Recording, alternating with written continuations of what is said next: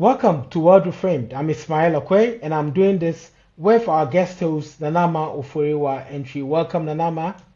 Thank you so much, Ismail. I'm honored to be on this podcast. And today we are reframing Africa's debt story, one that's defined by high interest payments, foreign currency exposure, and the constant struggle for fiscal freedom. And across the continent, governments are trying to reimagine how they borrow, spend, and pay back debt without being trapped in cycles of dependency. Africa's debt has become a defining headline. According to the IMF, several African countries spend more on interest payments than on education or healthcare. And this is outrageous. Indeed, about 70% of African countries consume government revenues on rising debt servicing costs.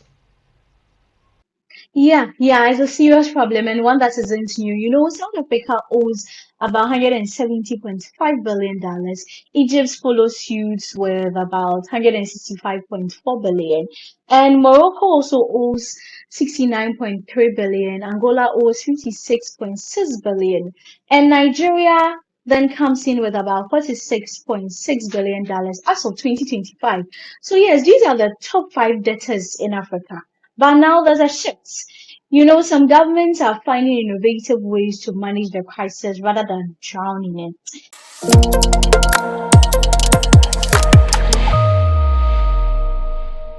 And let's take Kenya, for instance.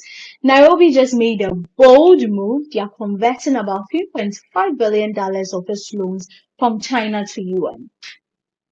Well, that's right. Finance Minister John Mbadi says the swap will save the country about $250 million every year. Kenya had borrowed heavily in dollars to build a standard gauge railway, but when the dollar strengthened, the debt became much more expensive. By switching to yuan-based loans, Kenya is not saying they just want to save money, but they are also reducing their exposure to the dollar, which currently makes up almost 68% of its external debt. Yeah, and it's an interesting strategy in the sense that Kenya is trying to dollarize its debts, and beyond the numbers, there's also a political signal that African economies are rethinking where and how they borrow. And meanwhile, Southern Africa, um, if we are taking Southern Africa, for instance, Angola is going back to the capital markets. They are offering 5 and 10 year Euro bonds to raise about $1.5 billion. The interesting part of this is that it's their first international bond issue since 2022, and they are doing it because conditions are finally improving. Investor appetite for African bonds is back, yields are down, and global markets are in a more risk on mood. Yeah. Citi, Deutsche Bank, JP Morgan, and Standard Chartered are all leading Angola's bond yield. And analysts say this could be the start of a wave with countries like Nigeria, South Africa, and even the DRC expected to follow suit. And the irony here is that while some countries are trying to escape debt, others are re entering the markets, betting that better ratings and reforms can earn them cheaper loans. Yeah, and that's the crux of Africa's debt dilemma. High borrowing costs, low credit ratings, and the global system that often punishes rich rather than rewards reforms. Exactly, and that's why regional institutions like the ECOWAS Bank are trying to support member countries through concessional financing, loans with lower interest, and longer repayment terms. The way rating agencies have their methodology. The methodologies tend to punish uh, most African countries because of the environment in which they live. I mean, they find themselves.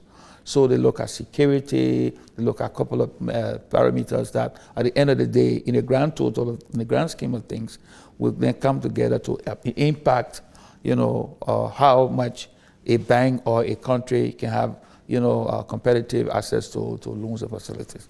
Take for example, we over the last few months, we have been trying to go to the Eurobond market to raise some funding.